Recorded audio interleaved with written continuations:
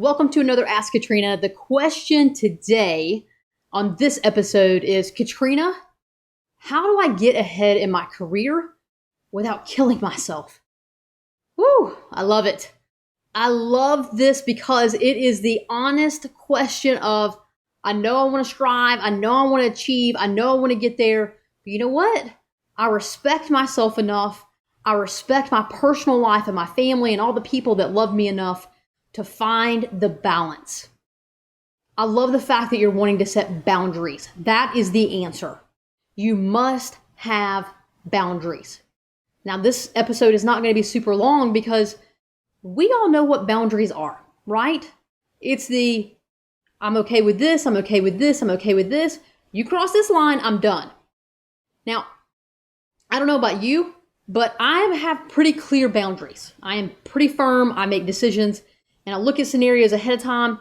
Maybe that's a good thing, maybe that's a bad thing, but I teach in my trainings and in the speeches and in the conversations that I have with groups of leaders that if we can make decisions before we get into an emotional situation, then we're going to make the best decision, right? If I can sit down right now and say, I want to go step in and take on this project. But before I step into this project, I'm going to create my boundaries. I'm going to say that I'm only going to give this much time to that project. And I'm only going to do these functions if I take over and step into this project. I'm only going to be willing to take on the project for this period of time in the year, right? I can go ahead and create the boundaries right now in this moment. And it's the best time to do that because I'm not emotional about it. I'm not stressed. I'm not under pressure. I can decide now where I'm rational and I can make very logical decisions that are business-based decisions as well as personally based decisions that aren't emotional or crazy or one end or the other end of the spectrum. They're just sound decisions, right? That's the best time to make decisions.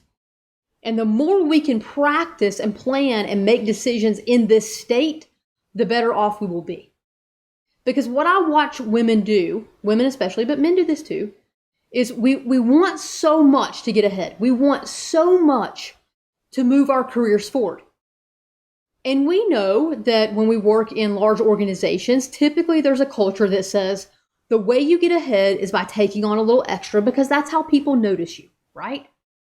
In my career, you would take on different projects because that got you exposure to the key leaders and key decision makers when it came to promotion time.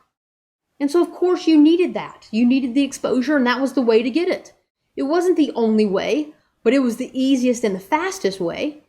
And so I naturally took on projects. So for you to want to take on a project, it makes sense. Nothing wrong with that. But what will happen is we're like, okay, I've got to take on a project. Let me go ahead and do it. And we go ahead and just jump in.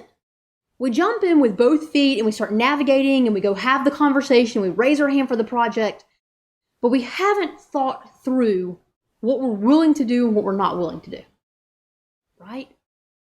Now, when you applied to work for your organization, you thought through what you were willing to do and what you weren't willing to do. That's why you applied for the job. Everything that was in the job and that they shared with you, you were willing to do, or you wouldn't have applied for the job. We've got to have the same rigor whenever we go in and volunteer for different projects or programs. But we're so excited about what we see as the end result, we don't do our due diligence. And so that's what I want you to do. You're already thinking about it, so go ahead and do it. Set boundaries now before you get into the conversation about what the project is and about, who they want for it. You can go ask questions all day. That's fine. But here's the thing. Do not commit in that conversation because you haven't had the time or the ability to decide what your boundaries are, what you're willing to do, what your non-negotiables are as far as taking on that project versus what you are willing to sacrifice or give or do for that set period of time. You have to decide that before you commit. So give yourself that time. If you go into that conversation and they say, he or she says, hey, you're perfect for the project, go ahead and tell me that you'll do it and I'll tell you all the details. Your answer must be, oh my gosh, thank you so much for your vote of confidence. I so appreciate the fact that you see me as ready and capable of running this program. Let me ask some additional questions first, because I definitely want this program to succeed or this project to succeed. And I truly want to make sure that I can show up and present myself and give the best level of effort and get the best results possible. So share a little bit more with me. See how we did that? Hey, thank you. Here's what I need because I want to make sure that we deliver the best results.